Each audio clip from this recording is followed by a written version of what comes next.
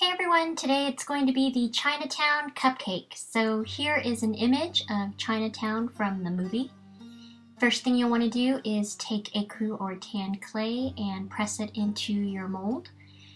Do the same with the top, and then once you've done that, go ahead and texture it using sandpaper or a toothbrush. And a question that came up recently is, why is there a hole in the top? That's how the mold was purchased. So go ahead and dust it using chalk pastels. I'm using a yellow and then a light brown to give it a baked effect. Once that's done, set it aside, get some white clay, roll it into a ball, and make sure it's proportioned to the actual cupcake. I'm using a porcelain plate to take a look at the proportion as well, or compare. Flatten the top and the bottom just so that you have a flat surface for the teapot.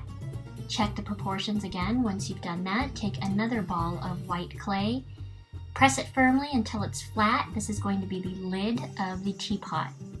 Place the lid on the top to make sure it fits, and then get another piece of scrap white clay, roll it into a snake, and then proceed to trim it down. This is going to be the handle of the teapot. My suggestion would be to use TLS or Bake and Bond to make sure that the handle is secured to the side of the teapot. Don't worry about the teapot or the white clay being dirty like mine either. You can always sand it after you bake it. So I'm just determining the length to see if it fits, and once you've determined the correct size and the shape, just secure it, like I said, with TLS or Bake and Bond. Take another piece of scrap clay, roll it into a ball, and then proceed to flatten that as well. That's going to be the top of the lid of your teapot. Then take another small piece of scrap clay, roll that into a ball, and that's going to be the handle of your teapot. You can make it less round if you want and more angular, but I was just following the picture that I saw online. And you'll see I'm just adding just a little bit more clay for the handle of the teapot top. Take another piece of white clay and roll it into a snake, thinner on one end, thicker on the other. And this is going to be the nozzle or the spout. I think that's what you call it. I'm losing my mind here. And then cut it at an angle where it's thickest. Take some Bake and Bond again, or TLS, and make sure you affix that to the opposite side of the handle of the teapot. And you'll see that I made it a little too long, so I trimmed it out again and then just secured it. So that is your teapot. When you're ready to do that and you're done, you like the size, go ahead and bake it in the oven per the package instructions. Again, making sure that the proportion is correct.